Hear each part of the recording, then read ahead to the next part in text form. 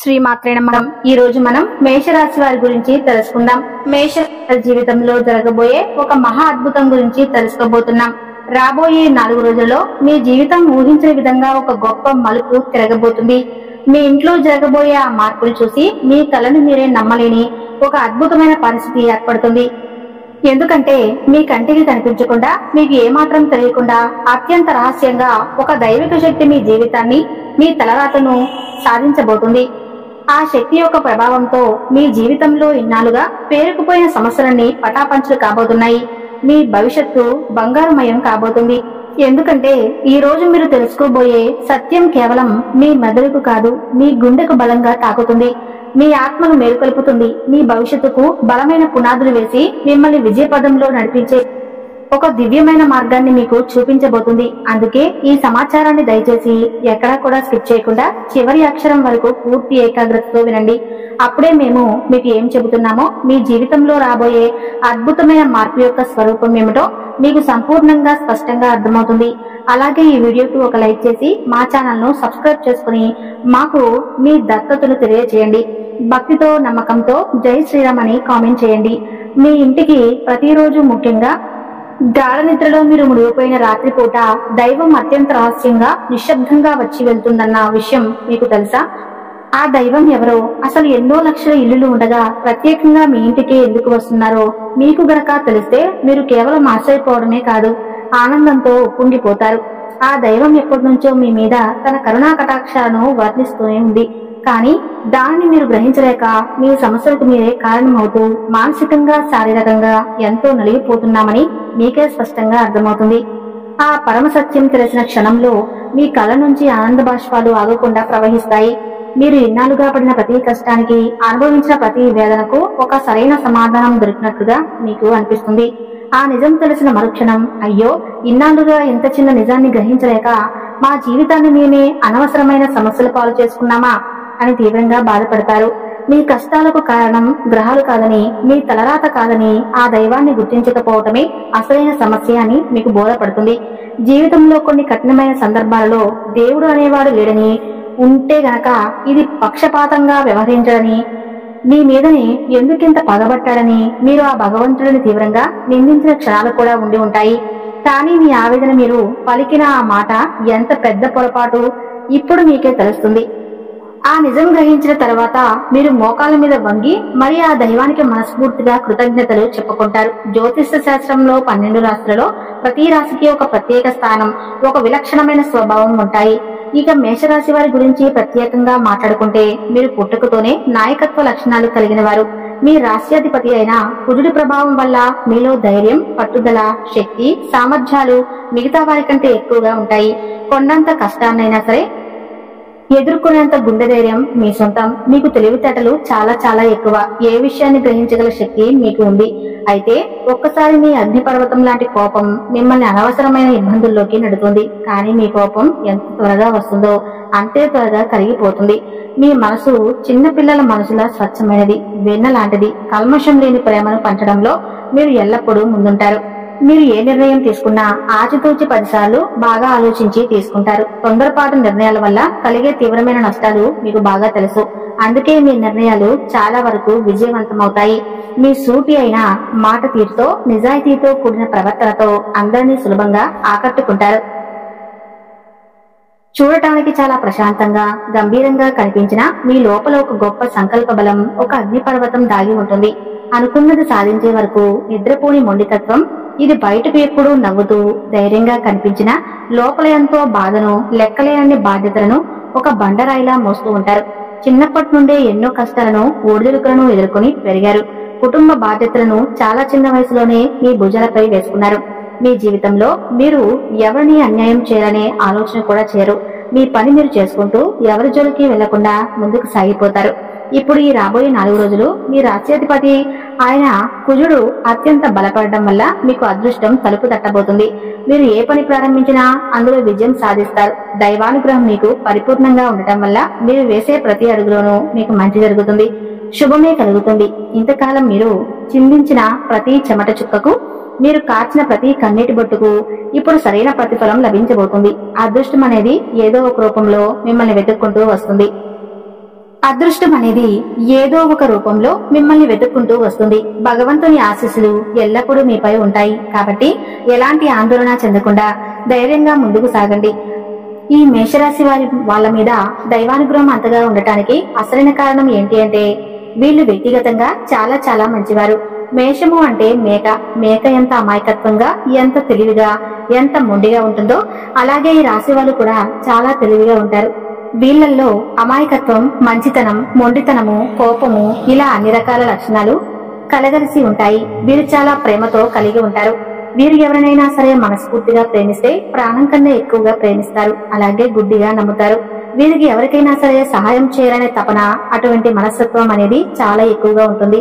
అంటే వీరికి లేకపోయినా సరే ఎదుటివారి కష్టాన్ని చూసి చలించిపోయి ఎవరికో ఒకరికి సాయం చేయాలనే గొప్ప మనస్తత్వం వీరికి ఉంటుంది. ఒకవేళ వీరికి తినడానికి లేకపోయినా చేతిలో ఒక ముద్ద అన్నమే ఉన్నా ఆ ఒక ముద్దలోనే సగం ముద్దను ఆకలితో ఉన్న వారికి పెట్టేటటువంటి ఉదార స్వభావం వీరిది. వీరిలో ఉన్న ఈ మానవత్వం, ఈ మంచితనం వల్ల వీరి మీద దైవానుగుణం, దైవ శిశువులు అనేవి చాలా పుష్కలంగా ఉంటాయి. వీరి జీవితంలో చాలా కష్టపడినటువంటి మనుషులు. చూడండి, మేక పగలంతా కూడా అడవులలో తిరిగి కష్టపడి తన ఆహారాన్ని తాను ఎలాగైతే సంపాదించుకుంటుందో అలాగే ఈ మేషరాశి వారు కూడా పగలంతా కష్టపడి తమ శక్తి మేరకు కష్టపడి సంపాదించుకున్నటువంటి ప్రతి రూపాయిని సొంతంగా గౌరవంగా వాడుకుంటారు. కానీ పాపం ఈ మేషరాశి వారికి జీవితంలో కష్టాలు కూడా అదే స్థాయిలో ఉంటాయండి. నిజానికి కష్టాలు లేని మనిషి అంటూ ఈ భూమి మీద ఎవ్వరూ ఉండరు.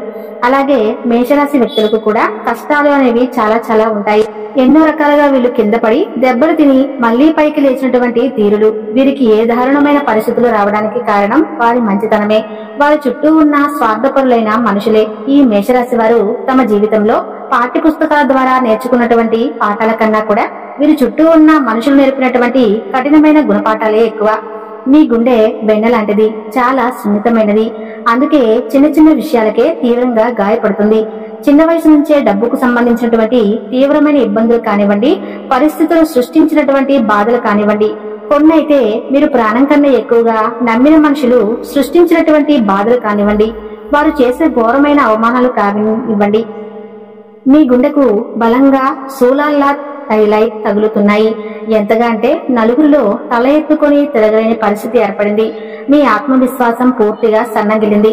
ఇలాంటి పరిస్థితుల్లోనే మీరు ఒంటరిగా ఒక గదిలో కూర్చొని నాకెవరూ లేరు, నా కష్టాన్ని, నా బాధను అర్థం చేసుకునేవారు ఈ ప్రపంచంలో ఒక్కరు కూడా లేరు అని తీవ్రంగా మదన పడతారు. ఈ సమయంలో వీరికి దైవం మీద కూడా నమ్మకం సన్నగిలుతుంది. నాకే ఎందుకు ఇన్ని కష్టాలు, నేను ఏ పాపం చేశాను, ఎవరికి అన్యాయం చేయలేదే అని ఆ భగవంతుడిని నిందించిన సందర్భాలు కూడా వీరి జీవితంలో అనేకం. కానీ మీకు తెలియకుండానే మీ ప్రతి కష్టాన్ని గమనిస్తూ మిమ్మల్ని ప్రతి ఆపద నుంచి కంటికి రెప్పలా కాపాడుతూ ఒక మహాదైవం మీ ఇంట్లోనే, మీ చుట్టూనే తిరుగుతుంది.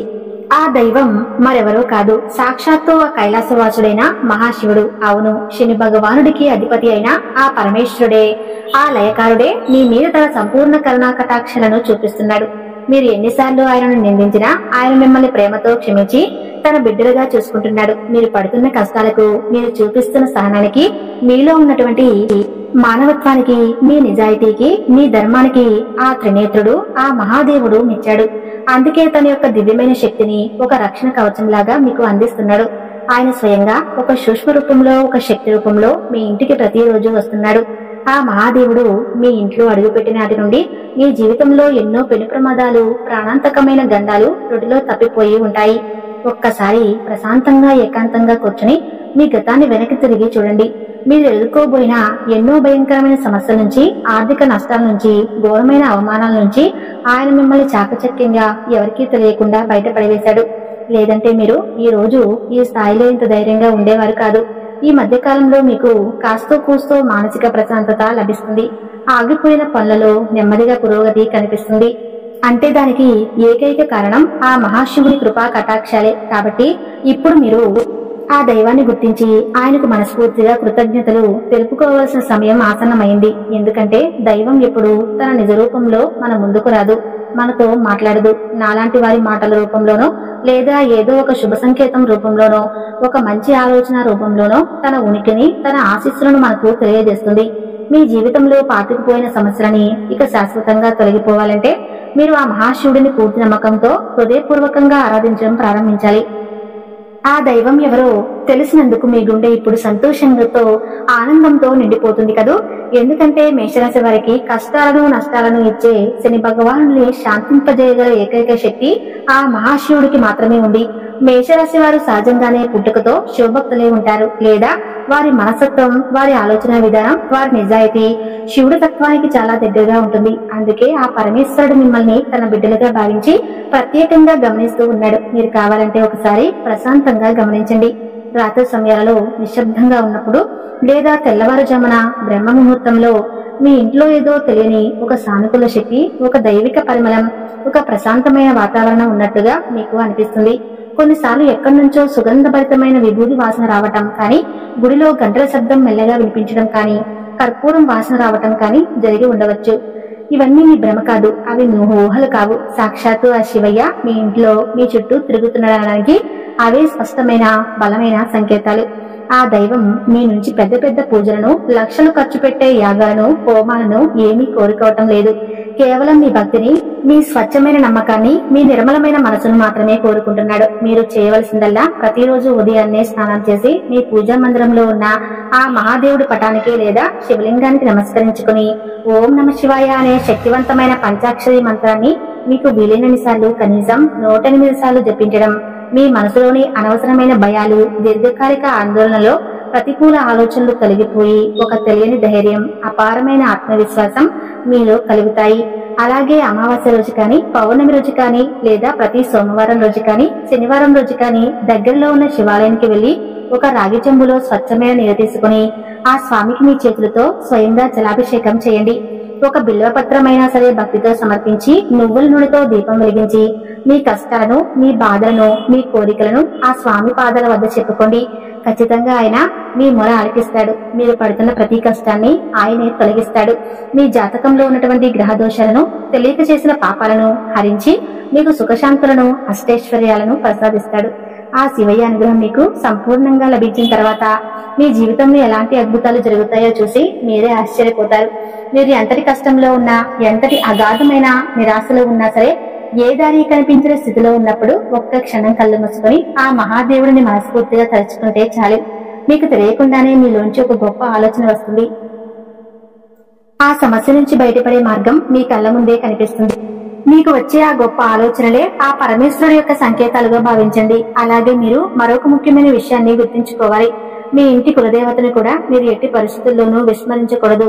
మీకు మీ కులదేవత ఎవరో తెలియకపోతే ఇక ఏమాత్రం ఆలస్యం చేయకుండా వెంటనే మీ కుటుంబ పెద్దవారిని అడిగి తెలుసుకోండి.